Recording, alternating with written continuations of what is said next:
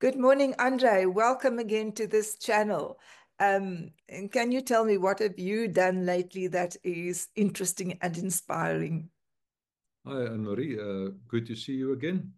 Yeah, we recently were very privileged to travel to Namibia. The end goal was to support the Namibia PPP unit as well as the Namibia PPP committee, the decision-making committee in Namibia that decides on entering into PPPs or not. But on the way there, we decided to do a little bit of the tourism business, and we traveled to Etosha Game Park, and that was absolutely beautiful. It was just after the severe rains that they've had in Namibia for a dry desert type ecology. It was actually great to go to Etosha, and we found everything green. The grass is green, animals obviously very happy. So that was quite a nice trip. Just a little bit more on the PPP unit and the PPP committee. Interestingly, the PPP committee in Namibia consists of public and private people.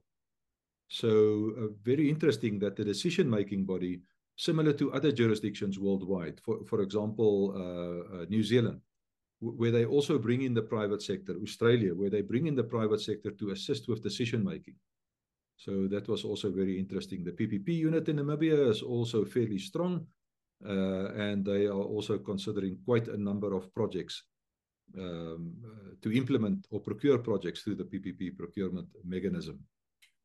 You know what, Andre, leading practices in structuring and implementation of the private sector participation in water and sanitation in South Africa. I wonder if you can tell us more about it, because I'm sure it's incredible what can be done when you combine the public and the private sector, if they get immersed in projects like, for instance, water. So I wonder if you can tell me more about your performance-based management contracts. Yeah. It's actually a fascinating business, the water space.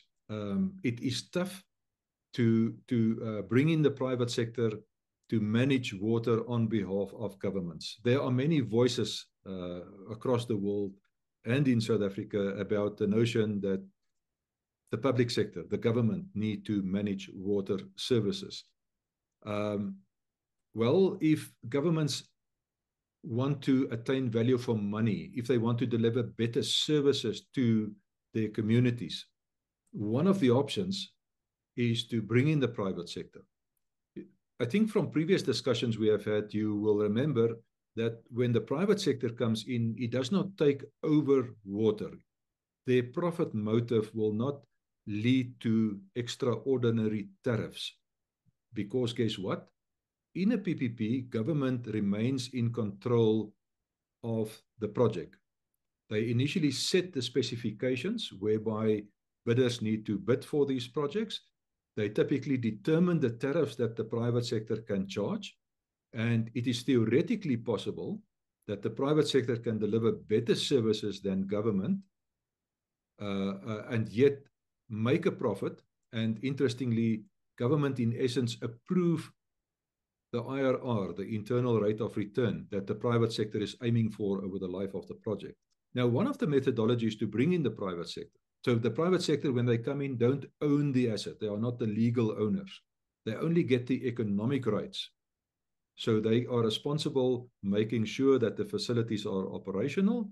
And at the end of the period, they give back the economic rights to government. So one of the methodologies that one can use is performance-based management contracts. Now, that is, it does what it says, performance-based management contracts. Basically, it's maybe the best to use some examples and discuss this performance-based management contract principles. Yes, exactly. I was thinking that I heard that Johannesburg municipality had the water performance-based contract, but that is a few years ago. So if you can tell us more about it, and are they going to renew this contract, or are they busy planning it, or do you have any information on that? But mostly tell us how successful it was. Yeah. So this was at the formation of the new Johannesburg Metro or municipality as we know it now, where we had 17 municipalities coming together. Smaller municipalities were put into this new entity, and they co-operatized the Johannesburg water utility, meaning it's a ring-fenced utility. Finances are ring-fenced.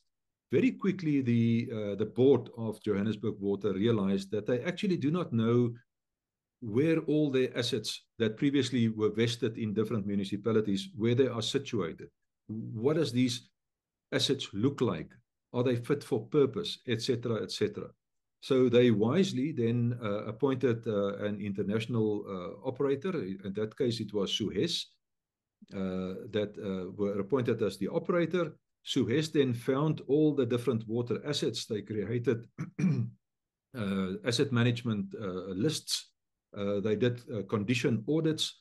So at the end of 5 years, it was a hugely successful exercise. At the end of 5 years, Johannesburg Metro knew exactly where their assets are, in what condition they were, and Suez also had the responsibility to upgrade some of these assets, but Johannesburg Metro were paying.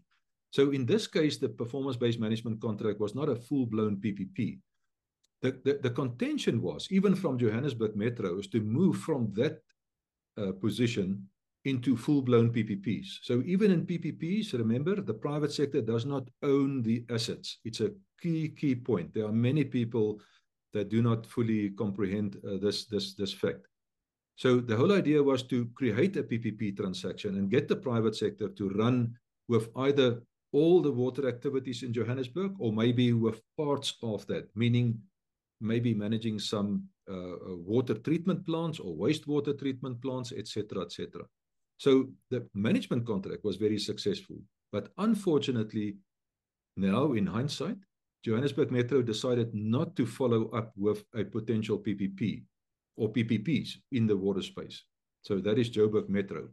But it is still a significant opportunity for many municipalities, counties in Kenya, cities across Africa to make use of this performance-based procurement methodology to prepare themselves also for possible PPP procurement methodologies. Andre, I saw that in Senegal in the 1990s that they had the water sector faced serious problems, and then they already started with a public-private partnership. Was that successful? Do you think it was successful when they started this in the 1990s, so that they reached some of the goals that they set out? Yes, certainly. So interestingly, before I answer that, we actually have performance-based management contracts right now in South Africa. And the good example of this is Cape Town municipality, Cape Town Metro. So some of their wastewater treatment plants are also managed through performance-based management contracts. In South Africa, management contracts are not viewed as PPPs, except if certain criteria applies, then they may come into that fold. In Senegal, the question that you asked, in Senegal, management contracts are viewed as PPP. So it depends on the definition of every country, of the PPP framework that a country creates, if management contracts are viewed as PPPs or not. So in this case, the management contract was viewed as a PPP. The private sector was responsible to increase the access of water. In other words, to increase the number of users, especially, typically it's in the rural areas. You are typically servicing your urban areas very well, but the rural areas are not serviced that well. So one of the goals was to improve access, and also then to manage the billing system, to issue the bills, to collect the bills, because it's obviously also about the credit worthiness of these institutions. We want to improve, we need to collect the user fees to be able to maintain what the system that has been generated, and to also upgrade that to a next level. So that was the goal of that management contract: increased access, increased collection of bills. So the results of that project after a 5-year period was that the access to water in Senegal improved from 80% to 98%. So a significant change. So just on that parameter, it was successful. The next one was they decreased water losses. In South Africa and many other countries, water losses is a major issue. In South Africa, it's even a bigger issue. And municipalities have been battling with this over a period of time. Why they are not using PPPs or maybe management contracts to help them for that first stage of rectification is questionable. Why do we not go that route? There's a formal system. Management contracts, as we discussed earlier on, is not a new procurement mechanism. It's been used for many years all across the world. So maybe that is something that we can explore again in South Africa. The last issue in Senegal to do with bill collection and the finances of that utility were turned around within a 5-year period because the billing was now professionally done and collected with minimal, if any, political interference in the process. Wow, thank you very much. Andre, I have another question for you.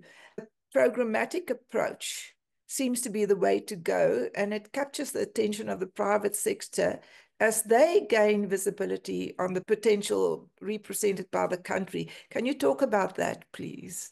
Yeah, what is at stake here is that as a PPP market in any country, as it matures, initially you will create a PPP framework and it will deal with all the different sectors within a country. Roads, rail, bus transport, health, schools, etc., etc. But then as you mature the market, you start taking a sector, the critical sectors, and right across Africa, the 3 critical sectors are energy, power, transport, and water. That's the key sectors across the continent. We are focusing on water now. So a very good example of a programmatic approach regarding water is Saudi Arabia. Over the last few years, whilst they are redesigning their economy away from only oil to tourism and many other focus areas, they have decided, firstly, because they are also in a very dry country, they've designed a program around desalination projects, cleaning specifically seawater to potable standard. Soon after that, they created a following program, water pipelines. So just imagine these massive pipelines running from the desal plant to the big city closest to it. It could be 2, 3, 4, 500 kilometers. They've got a number of very large water pipelines, and it's dealt with under the PPP mode, PPP procurement mode, and they've created a program, a standard set of rules that both public and private need to play within. Thirdly, they created a program for water reuse, wastewater treatment plants. So that is a brilliant example, and they have tripled their capacity in the last few years. Other countries that are actively using programs, a program approach to develop sectors and specifically develop their water market is Brazil. There's no reason why we cannot have that position in South Africa and in the next country and in the next country. Obviously, in a smaller country like Malawi, for example, it will be very difficult to create such a program. But still, it will be to their benefit if they can create some sort of standardization around a specific sector like water. So maybe the last comment in this space is that it is definitely the way forward. And in this space, in South Africa and in the next African country, it's all about water reuse. Where you've got a water scarce situation, you've got to reuse the fresh water, cleaning up the grey water, reusing that either for potable or for industrial purposes or for agricultural purposes. Maybe just that for now. Okay, thank you very much. I have another question here for you. Bankable water PPP projects. What on earth is bankable water PPP projects? Yeah. Yeah, it's sometimes tough. We are also doing some work for the European Union and the European Investment Bank on the continent, and many times, especially public sector, senior public sector people will ask, "What is this bankable projects? What is this about?" And it's a pleasure to help them to open up those opportunities and for them to understand. So what is at stake here is that, and I was fortunate a few years ago to support the World Bank as well as the International Finance Corporation, part of the World Bank Group, to consider situations where we can make use of the credit worthiness of private sector industrial companies to augment the credit risk of municipalities, to support, underpin the credit risk of municipalities. So there's a few examples in South Africa. The first one that I wanted to talk about is eThekwini, Durban. When they entered into a water reuse PPP, I think it's approximately 20 years ago, and they were selling that treated wastewater to Mondi and to the oil refinery in the Durban area. So that meant that when bankers looked at the transaction and to finance the transaction on behalf of the private sector, they could then look from a credit risk perspective, they could look to the Mondis of this world and to the oil refinery of this world of their cash flow coming into this transaction. So maybe just this point, without going into deeply, most of the PPP transactions are being structured using a project finance methodology. And in a project finance methodology, you make use of the cash flow streams to literally structure the project. You consider the future cash flow streams to create the financial structuring of the project. So in eThekwini, they did that. It was a hugely successful project. What it meant in essence is that eThekwini could release some of the fresh water, the potable water, for use by their citizens instead of used by industry. So they literally replaced, they enhanced, they added water into the mix that they had by cleaning up water to an industrial standard and then selling it to the private sector. Another project, that's quite clever. And I see here on your notes that Rustenburg Water Services Trust also reuse water. Rustenburg is much smaller. So maybe you can tell me more about that. That is a very interesting case. The Rustenburg municipality a few years ago, also about in 2002, 2003, if I remember correctly, they were the worst performing municipality in the country. Our national department, COCTA, that oversee the activities of municipalities, they created a measurement system to measure the performance of municipalities, and Rustenburg was number last on their list. And yet the platinum mines bought wastewater from Rustenburg municipality for their services, to wash and do what they need to do to do the mining.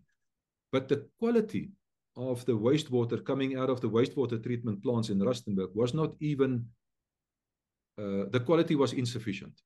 I mean, Rustenburg couldn't even clean the wastewater. And like many, we know about 80% of the wastewater treatment plants in South Africa is dysfunctional, is maybe too strong a word, but there are different grades of dysfunctionality, but it's really in a bad situation. So this is a very good example, even for poorer municipalities, where you have industrial off-takers in close vicinity. So what happened in that case, the bankers in that case was Absa Bank and Rand Merchant Bank that financed the private sector. There's a bit more detail behind this. So if there's anybody listening to this that are interested, you're welcome to contact us and we will make available some more information. But the bankers could then discount the AAA risk of the platinum mines instead of looking at the very poor credit risk of the Rustenburg municipality. So we used somebody else's credit risk to make the transaction work. So I'll just stop there for now. That transaction has been very, Yeah. very successful over the years. The operators currently is WSSA. Yeah, and they are really performing very well because they are under obligation to provide a certain volume of water at a certain quality to the platinum mines. And as long as they do that, the platinum mines pay. So the system is actually a very great opportunity for South Africa, for the next country, where you have major... so even for Tshwane, Yeah. I won't go there. I was going to ask now for Tshwane, what about Tshwane's Rooiwal? Yeah. I suppose government still try. They've been trying for the last 10 years to support Tshwane Metro in resolving the very bad state that the Rooiwal station wastewater treatment works were in. There are other opportunities.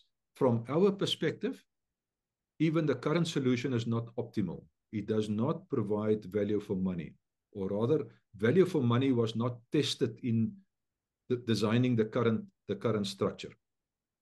The current structure involved the DBSA stepping in and procuring and assisting Tshwane Metro to resolve the current problems of Tshwane Metro at Rooiwal, and then obviously downstream for the citizens of Hammanskraal.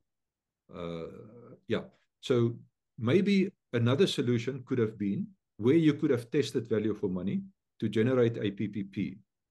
As an example, there are significant water users in the Roslyn area in Tshwane, and one could have used the credit strength of those institutions, without going into any detail, to create a beneficial scheme designed, operated, maintained with the most modern technology right throughout the life of that project over a 20, 30-year period. But let me just stop there. So there's a great opportunity that is missed because government keep on procuring on a traditional basis, where they, in essence, retain all the risks also around operations. Sure. I have another question here. Water reclamation for industrial use. Are there standards for it? I wonder if you can talk about it and about biogas. Yeah. So another opportunity that may not necessarily be a PPP type transaction. So this is maybe a step away, but it could be related, especially if industry procure fresh water from municipalities. There's no need for them to use potable water in industrial systems. Engineers understand this very, very well. So what is happening across the world with water becoming the hottest topic? I think it's on many governments' hit list these days to try and deal with the water challenges. The whole economy of a country is subject to the risk of water insecurity. And while we're on this point, you may want to know that water, or the insecurity of water, can lead up to a -6% negative GDP number. In South Africa, there's no number. Government for a long time said that there's no problem with water. Our contention is that maybe water is one of the big contributors to a lack of economic growth. The insecurity of water is one of the main contributors to the lack of economic growth. So it is overdue. We are overdue in trying to establish what is that number. Because then we will give more attention to water. There's obviously already now quite a focus on water, but I still think it is a drop in the ocean. We should do much more. So one of the things worldwide that is happening is that the private sector, on their own accord, being pushed by governments based on standards, on regulations, etc., are required to reuse water themselves.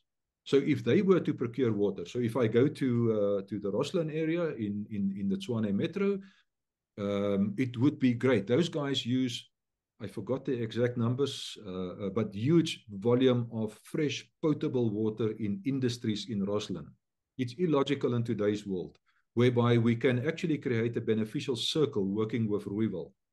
And the private sector will probably bankroll the whole transaction in a PPP mode. But anyhow, so in that case, we want to assume that the industry in the Rossland area will reuse water on their own. It will mean they will have to create their own water reuse facilities, like the breweries already do.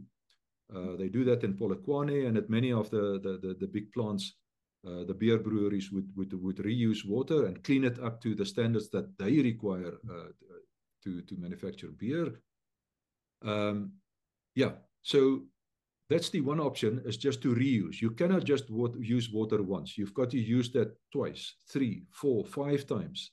And in South Africa, our reuse numbers are very low, even although for 10 years or 15 years, it's been on the radar. But the application, the implementation is lacking. Another opportunity is to generate electricity through biogas. And that is a process that can happen within these wastewater treatment plants. So did we have a great opportunity to create electricity through biogas in Rooiwal in one PPP project where you can clean up the water properly, you can create a beneficial circle of reuse with Rossland, you can create electricity that will cover, who knows, 50, 60% maybe of all the electricity required by these wastewater treatment plants, you could self-generate. That is not part of the solution currently. And few municipalities in the developing world will actually be able to do that themselves. Most of these projects are developed through PPPs. Just a practical example there, Joburg Metro, I think they call it the Northern Wastewater Treatment Plant. They've tried themselves to generate electricity from that plant. They've been unsuccessful, and that activity has been dysfunctional for many years already. A waste of money. That's just an example of where municipalities cannot easily have enough capacitated staff to actually create electricity that in essence can cover their own electricity costs. So maybe the positive is that the opportunities are still there. So maybe if I can stick with Rooiwal, maybe if the facility is upgraded to capture the current contaminants in the wastewater and clean that out, maybe there's still an opportunity to bring in the private sector and to transfer the technology risks for the next 20, 30 years. Because remember, the quality of water is not stagnant. Tomorrow we'll get more medicines, we'll get more underground contamination of the water. And again, your technology is going to become old. So maybe once this upgrade has been done, one can still consider a PPP project. You can still consider the link with the Rossland area and maybe other areas whereby you can sell for 20, 30 years certain quality and quantity of wastewater to big industrial companies without negatively affecting the financial position of Tshwane Metro that we know has been under pressure for the last 10 years from a financial perspective. Wow, Andre, this really gives me hope for South Africa and for a lot of things. It's very positive input, and I really, really appreciate your time. And we'll have to get together again because this information is just mind-blowing and fascinating. Yes, you're very welcome to be on this channel again. Can you please perhaps tell the people how to get hold of you and why you are such a specialist on these public-private partnerships and water? And so please just tell us more about yourself and your business. Yeah, so I'm an ex-banker, worked for the Absa Banking Group literally my whole career. Effectively, my whole career, left them 7-8 years ago, joined the NEPAD Business Foundation, an NGO supporting the African Union, and ODA NEPAD, the implementing arm, and we created a training company called PPP Training Online 8 years ago. Wow, the time just flies. We deliver the World Bank developed certified PPP professional courses. We have trained by now close to 700 people across the continent and from people from the Middle East. We are getting more and more because the Middle East is very active in the PPP space. But most of them, maybe 90% of them, still people from across Africa, mostly government people, but also PPP operators. So I've used names in the presentation like Suez. It's a French company operating in the water space. I've mentioned WSSA. I think they are from Belgium. The holding company is based in Belgium. Then you will have Matito, a multinational company working on water PPPs across the world. They are the operators in the most recent PPP in Africa, water PPP in Africa, in Rwanda. A very, very nice transaction that was structured successfully from a financial perspective. Yeah, so we are doing this PPP training right across the continent. We do online, we do self-paced courses that are more affordable. Yeah, we've got a group from consulting engineering firms that are currently also participating in the self-paced course, self-study courses. The contact details is PPP Training Online. You will find us on the website. You'll find us on LinkedIn. And the cover of this video will also contain a link that you may want to use. Are you a .com or .co.za? Sorry, .com. Yeah, PPPtrainingonline.com. Thank you. Okay, fantastic. Thank you very much for your input and the conversation. We'll have another conversation soon. And good luck for the rest of the week. I know you're very busy. You're welcome. Thank you very much.